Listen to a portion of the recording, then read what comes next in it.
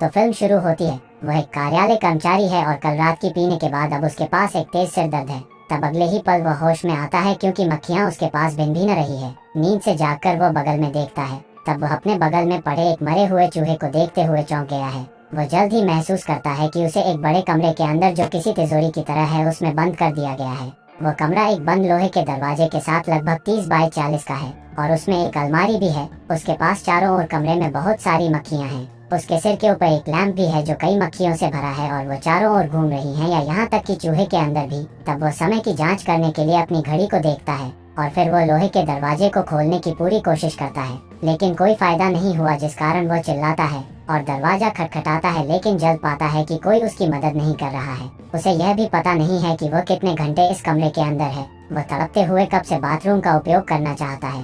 पहले वो सोचता है कि कोई उसके साथ किसी तरह की शरारत कर रहा है। तब वह खासकर फ्लेचर नाम के एक सहयोगी पर संदेह करता है। वह मजाक में खुद से कहता है कि एक बार जब वह बाहर निकल जाएगा तो वह पहले उसे पिटेगा। लेकिन जैसे जैसे समय बीतता है उसे पता चलता है कि कहीं से भी कोई संकेत नहीं है। तिजोरी के दरवाजे के बाहर वह अपने दोस्त को फोन करने के लिए अपनी जेब से अपना मोबाइल फोन निकालता है, लेकिन मोबाइल में कोई सिग्नल नहीं है। तब वह सिग्नल को पकड़ने के लिए कमरे के चारों ओर घूमता है, लेकिन विफल रहता है। इसका मतलब है कि वह बाहरी दुनिया से संपर्क खो चुका है। जिसके बाद वह अलमारी को खोलने के लिए आता है, लेकिन अलमारी भी बंद है। वह अलमारी के अंदर छोटे छिद्रों से देखने की कोशिश करता है। यह संदेह करता है कि फ्लेचर उसमें है, लेकिन अंदर भी कोई नहीं मिलता है। कमरे में वह किसी छिपे हुए कैमरे को खोजने की कोशिश करता है, लेकिन कुछ भी नहीं पाता है। वह और अधिक हैरान हो जाता है और धीरे धीरे अपना धैर्य खोने लगता है। तब वह गुस्से में अपने सहयोगियों को गाली देना शुरू कर देता है और यह कहकर चिल्लाता है कि वो दीवारों को अपने टट्टी से रंग देगा यदि दरवाजा नहीं खोला जाता है। तो वह अपनी बेल्ट खोल देता है और लोहे के दरवाजे पर अब हल्का होने लगा है।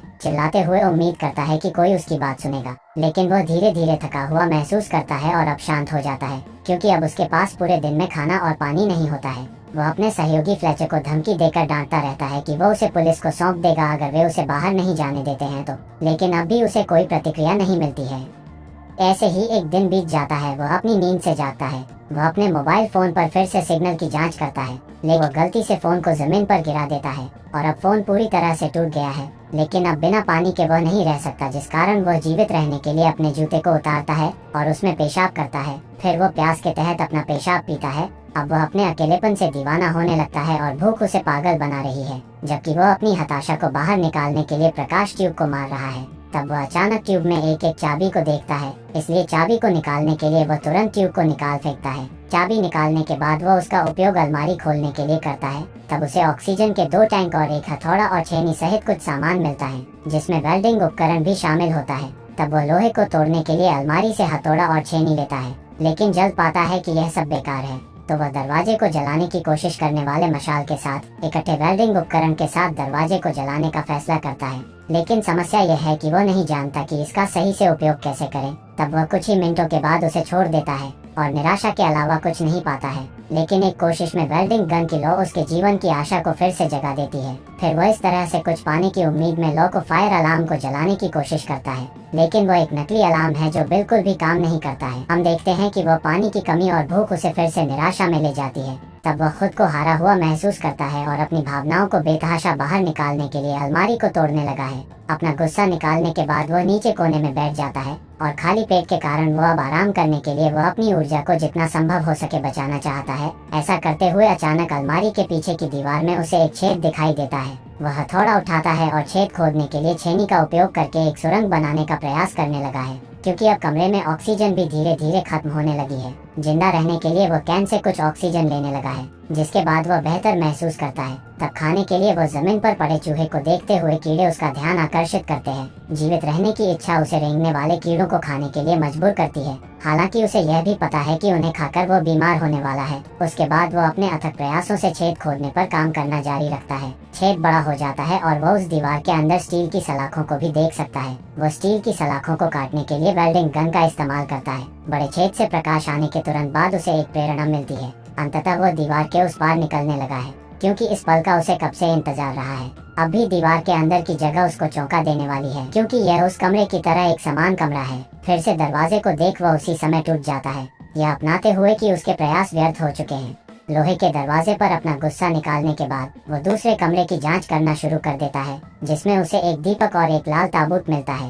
वो सावधानी से ताबूत का ढक्कन खोलता है और आश्चर्यचकित होता है, क्योंकि एक खूबसूरत लड़की अजीब पोशाक पहने हुए एक बच्चे की तरह ताबूत में सो रही है। तब वो हैरानी में उस जगह देता है। तब लड़की चिल्लाते हुए जाग जाती है और उसे देख भागने लगी है। वो उसके साथ बात करने की कोशिश करता है, लेकिन दोनों एक दूसरे की भाषा में अंतर के कारण एक दूसरे को नहीं समझ सकते हैं और डरकर लड़की पहले कमरे में छिपने के लिए भाग जाती है। तब अपना भाई उसे कुछ भी समझाने के लिए बहुत थक गया है, इसलिए वह रात के लिए ताबूत में सोने का फैसला करता है। हालांकि कुछ ही देर बाद वह जल्द ही डरी हुई लड़की से जाग गया है।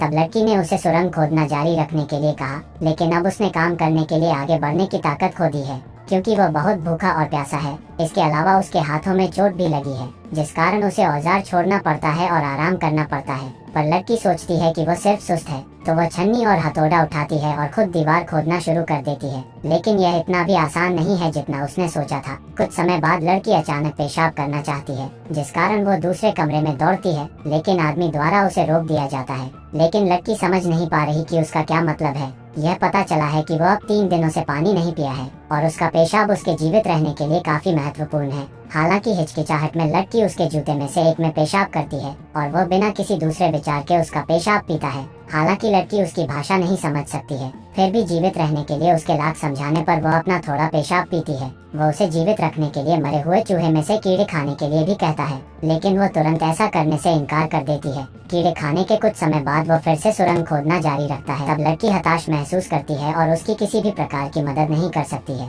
पर उसे आशान्वित रहने के लिए वह एक गाना गाकर उसे खुश करती है। तब लड़की अपने आंसू पोंछती है और उसके साथ गाना शुरू कर देती है। काम के दौरान वह गलती से अपनी उंगली को चोट पहुंचाता है, पर दयालु लड़की जल्दी से अपना दुपट्टा खींचती है, उसके लिए घाव को पट्टी करने लगी है। एक दूसरे को समझते हुए दोनों धीरे धीरे एक गहरी दोस्ती की ओर बढ़ने लगे हैं। आखिर में वे अब साथ में काम करना शुरू करते हैं, जबकि वे यहाँ से निकलने पर ध्यान केंद्रित करते हैं। एक साथ काम करते हुए लोहे का दरवाजा जो उनके ठीक पीछे है, वह अपने आप खुलना शुरू कर देता है। तब यह देखते हुए वे तुरंत पीछे की ओर भाग जाते हैं, लेकिन जल्द ही दरवाजा फिर से बंद हो जाता है। कई प्रयासों के बाद वे सीखते हैं कि दरवाजा अपनी मर्जी से कैसे खोला जाए। बंदे को पता चलता है कि जब तक वे दरवाजे की ओर पीठ करते हैं, ताला अपने आप खुलने लगता है, जिस कारण सामने की तरफ देखते हुए वो पिच धीरे धीरे लोहे के दरवाजे के करीब पहुंच जाते हैं। तब दोनों को यकीन होता है कि दरवाजा अंत में इस तरह से खुलता है और वे सफलतापूर्वक तीसरे कमरे में अपनी एक और निराशा तक पहुंचते हैं। उस दरवाजे से निकलते ही फिर से एक समान कमरा है, जिसमें एक एक खाली कब्र है और एक समान लोहे का दरवाजा भी है। चारों तरफ खोज के बाद लड़की जल्दी पिछले कमरे में चली आती है और सभी उपकरण लाती है जो उन्हें नए कमरे से निकलने के लिए चाहिए होते हैं। वे उसी चाल का उपयोग करके इस कमरे के लोहे के दरवाजे को खोलने की कोशिश करते हैं। वह तब कब्र खोदना शुरू करते हैं, उसके अंदर एक नई सुरंग बनाना शुरू करते हैं, लेकिन अब भी दरवाजा बंद ही रहता है। थोड़ी देर के बाद वह इस नतीजे पर पहुंचा है कि वह अब कुछ भी नहीं कर सकता है। वह अपने खाली पेट के कारण पूरी तरह से थक चुका है और निराशाजनक काम उसे मारने की कगार पर है। लड़की जल्द ही समझ चुकी है कि डिहाइड्रेशन की वजह से उसे बुखार होने लगा है। तब अचानक उसे उस मास्टरमाइंड के बुरे इरादे का एहसास होता है जिसने उन्हें यहाँ फंसाया है। उसका मानना है कि कोई है जो उन्हें निराशा में एक दूसरे को मारते हुए देखना चाहता है, ताकि वो जीवित रहने के लिए उसका मांस खाने पर उसे मजबूर करें, जिसका अर्थ है कि इस कमरे में यह कब्र उनमें से किसी एक के लिए है। तब वह निराशा में लड़की को मारने की सोचता है, लेकिन जल्द ही वो उसे मारने का विचार छोड़ देता है, यह अपनाते हुए कि शायद यही उसका अंत है, क्योंकि अब उसने अपनी जीवित रहने की आशा छोड़ दी है। तब लड़की उसे हौसला देने लगती है और उसे थप्पड़ मारते हुए उठाने की कोशिश करती है, लेकिन अब उसमें इतनी भी जान नहीं बची कि वो उठ सके। तब महिला उसे कब्र से बाहर निकालने की पूरी कोशिश करती है और उसे आराम करने के लिए दिलासा देती है। उसे देखते हुए वो भी हताश हो जाती है और लोहे के दरवाजे पर जोर से चिल्लाती है, क्योंकि उन्हें वहाँ से बाहर निकलने का कोई उपाय नहीं मिल रहा है। तब वह उसे जीवित रखने के लिए वह अपने आंसू उसे पिलाती है, क्योंकि अगर वह मर जाता है तो वह हार जाती है। क्षण भर बाद अब लड़की अपने कपड़े उतारना शुरू कर देती है। हालांकि बंदे को पता नहीं चल रहा है कि वो क्या करने जा रही है। सौभाग्य से वो उसके कोमल आराम से जागता है। अंततः लड़की उसे जगाने में कामयाब है। अपने सबसे कमजोर और थके हुए मैच के बाद दोनों अब साथ में जमीन पर सो गए हैं। जब वो अपनी नींद से फिर से जागता है तो वो देखता है कि लड़की उसके बगल में ठंड से कांप रही है। तब वह ताबूत से मखमली अस्तर के एक टुकड़े को बाहर निकालता है और फिर लड़की को इससे ढक देता है। ऐसा लगता है कि यह उनकी जीवन की आखिरी नींद है, लेकिन अचानक ताला घूमने की आवाज सुनाई देती है। और सौभाग्य से दरवाजा खुलने लगा है। वो तुरंत लड़की को जगाता है और पिछली चाल के अनुसार वे मुड़ जाते हैं और उनकी पीठ लोहे के दरवाजे के तरफ रखते हुए बढ़ते हैं, पर वो इतना कमजोर पड़ गया है कि लड़की धीरे धीरे उसे दरवाजे की तरफ ले जाने के लिए अपनी पूरी ताकत लगा देती है। और हम देखते हैं कि इस बार एक पूरी तरह से अलग दृश्य उनके सामने आता है, क्योंकि लोहे के दरवाजे के बाहर की दुनिया उतनी ही सुंदर है जितना स्वर्ग होता है, या फिर हो सकता है शायद यह स्वर्ग ही हो। बने रहने के लिए लाइक करें और चैनल को मदद करने के लिए सब्सक्राइब। तो मिलते हैं अगले वीडियो में। Thank you.